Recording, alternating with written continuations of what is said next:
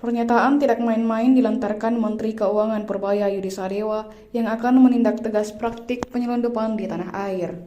Dalam sebuah acara Minggu 19 Oktober 2025 bahkan, Purbaya lantang mengatakan akan ada penangkapan besar-besaran terhadap mereka yang bertindak nakal dan merugikan ekonomi nasional. Dan ia memastikan hal itu akan terjadi dalam waktu dekat. Dirinya juga mengaku tidak akan peduli siapa sosok di belakang para pemain itu. Menurutnya, ia sendiri memiliki backing yang cukup kuat, yakni Presiden Prabowo Subianto. Purbaya membeberkan bahwa hingga saat ini Indonesia masih marak penyelundupan dari berbagai sektor, tekstil, rokok, hingga baja yang secara jelas telah berdampak pada pelemahan penerimaan negara. Itu semua lanjut Purbaya akan dibereskan satu persatu. Namun yang mengejutkan dari hasil penyelidikan, penyelundupan yang terjadi tidak melulu melibatkan pegawai Bea Cukai. Justru mereka mengeluhkan adanya backingan besar yang berada di belakang para pelaku. Purbaya bercerita ketika memanggil pegawai Bea Cukai yang ketahuan bermain, fakta di lapangan terjadi adalah mereka tak bisa berbuat apa-apa lantaran backingan gede di belakangnya.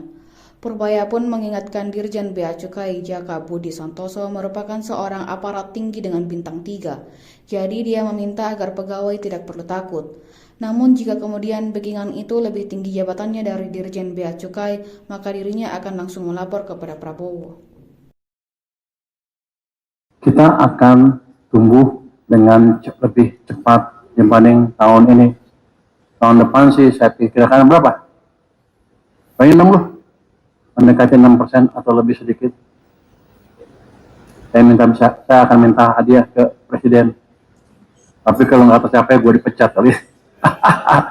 Saya fair game, tapi saya yakin kalau real sector saya dijaga, barang-barang selundupan saya tutup. Yang suka main selundup, saya tangkap, benda lagi dan penangkapan besar-besaran. Saya nggak peduli di belakangnya siapa. Di belakang saya Presiden kan paling tinggi kan ya paling tinggi di sini. Pasti beres. Rokok saya akan beresin. Tekstil jadi rokok.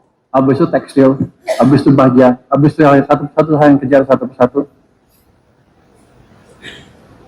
Itu akan meningkatkan tadi tax ratio dan pertumbuhan industri domestik.